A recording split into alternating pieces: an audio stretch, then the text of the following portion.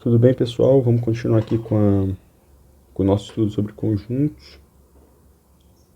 Continuar seguindo o edital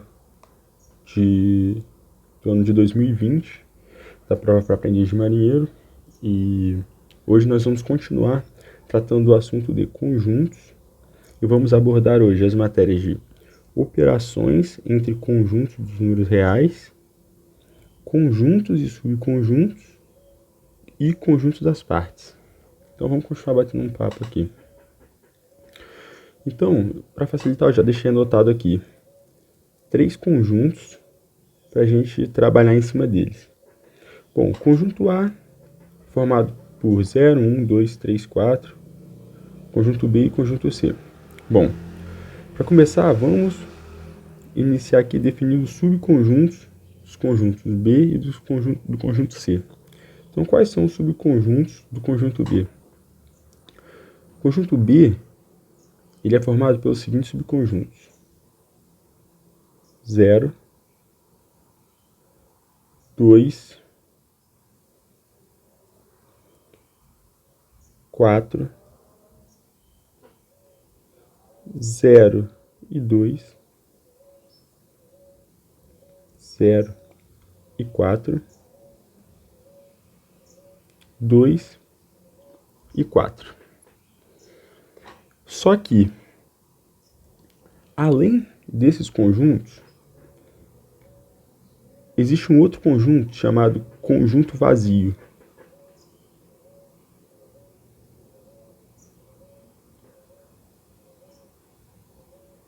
Que é representado por esse símbolo. Todo conjunto, ele também é formado por um conjunto vazio, porque um conjunto que não tem nada é um conjunto vazio, e um conjunto que tem um elemento qualquer, como por exemplo o número 1, ele tem o 1 e tem o nada também. Além do conjunto vazio, todo conjunto, ele também é formado por ele mesmo. Então o conjunto B, ele também possui o próprio conjunto B. Então, nós podemos analisar aqui e ver que o conjunto B ele é formado por 1, 2, 3, 4, 5, 6, 7, 8 conjuntos. Existe uma lei de formação chamada 2 elevado a n. Ela diz quantos subconjuntos existem em um conjunto, onde n é o número de elementos. Por exemplo, o conjunto B possui 1, 2, 3 elementos. Então, ele é formado por 2 elevado a 3, que é igual a 2 vezes 2 vezes 2. 2 vezes 2 dá 4. 4 vezes 2 é igual a 8 elementos. Isso vale para qualquer conjunto. Vamos continuar o nosso exemplo aqui agora com o conjunto C. Agora. O conjunto C ele é formado por esses elementos, que é menos 1, menos 2, 3, 4, menos 1, menos 2, menos 1, 3, menos 1, 4, e assim por diante. Além dos conjuntos vazio e o próprio conjunto C. Quantos elementos eu vou ter no total? O meu número de elementos vai ser igual a 2 elevado a n. O conjunto C possui 1, 2, 3, 4 elementos. Então vai ser 2 elevado a 4, que é igual a 2 vezes 2 vezes 2 vezes 2. 2 vezes 2, 4. 4 vezes 2, 8. 8 vezes 2, 16. É igual a 16 elementos. Bom, existem alguns sinais existem alguns sinais que nós usamos para falar sobre os conjuntos, que são os sinais de está contido, contém e pertence. Vou explicar agora como é que funciona esses sinais. Por exemplo, se eu tenho um conjunto A, que é formado por 1, 2, 3, e tenho um conjunto B, que é formado por 2 e 3, eu posso dizer que B está contido em A. Está contido. Por quê? Porque todos os elementos de B estão dentro do conjunto A. Ou, está contido por quê? Porque esse elemento está contido dentro desse. Ou eu posso dizer que A contém, quando eu escrevo esse símbolo ao contrário, quer dizer que contém. A contém B. Por quê? Porque o conjunto A contém todos os elementos do conjunto B.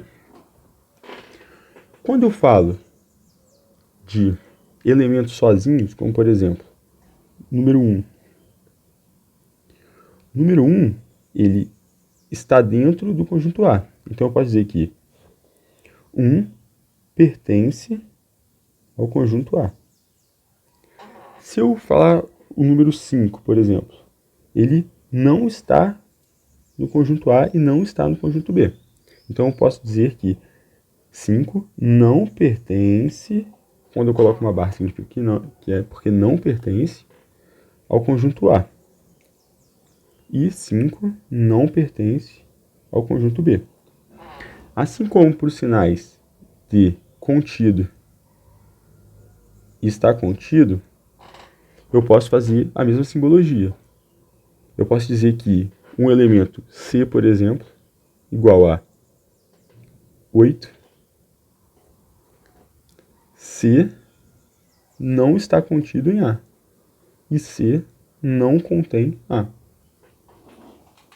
Então, são esses dois símbolos que indicam, esses três símbolos aqui, eles indicam qual a relação entre um elemento ou um conjunto e outro conjunto.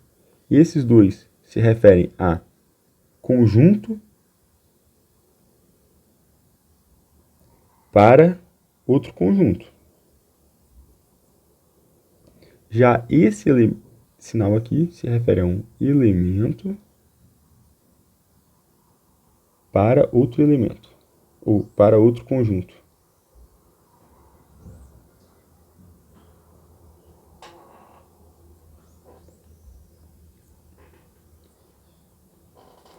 Agora, quando nós resolvemos exercícios, né, alguns problemas, a gente não utiliza esse tipo aqui de representação. Nós utilizamos uma representação chamada de diagrama. Por que diagrama? Porque essa representação torna mais fácil a visualização da resolução dos problemas. Como é que funciona? Eu tenho um conjunto A com os elementos 1, 2, 3 e 4. Eu represento assim. A, desenho aqui um diagrama e coloco esses elementos dentro. 1, 2, 3 e 4. E o B eu represento com B é igual a, desenho outro diagrama, 3, 4, 5 e 6. Tudo bem? Então o que acontece? Eu tenho um conjunto B que possui esses elementos e tenho um conjunto A que possui esses elementos. Para que esse diagrama como é que esse diagrama facilita a resolução dos problemas? Da seguinte maneira. Nesse caso, os elementos 3 e 4, eles pertencem simultaneamente ao conjunto A e ao conjunto B. Então, como eu represento isso em forma de diagrama? Eu tenho aqui o conjunto A, representado por um diagrama, e tem aqui o conjunto B representado por outro diagrama. Os elementos que estão nessa região do diagrama pertencem apenas ao conjunto A. E os que estão nessa região pertencem apenas ao conjunto B. Agora, os elementos que estão nessa região pertencem simultaneamente ao conjunto A e ao conjunto B. Então, vamos alocar esses elementos no diagrama.